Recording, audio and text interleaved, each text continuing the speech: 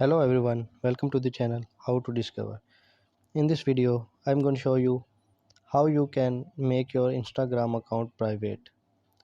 If you want that no one uh, can see your posts or only your followers can see your posts or videos on your Instagram stories, then you can private your Instagram account.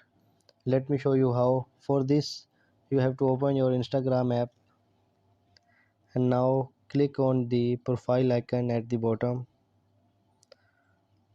and now you have to go on the three lines above and click on the settings. On third, you got the option of privacy. Click on this.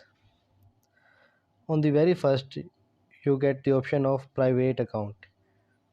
You have to just click on the private button.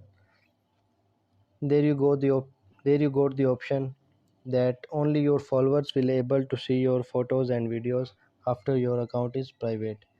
So you have to switch to private.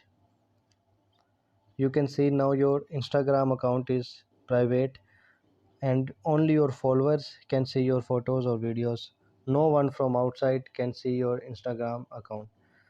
I hope you can understand the video. Don't forget to like the video and subscribe my channel. Thank you.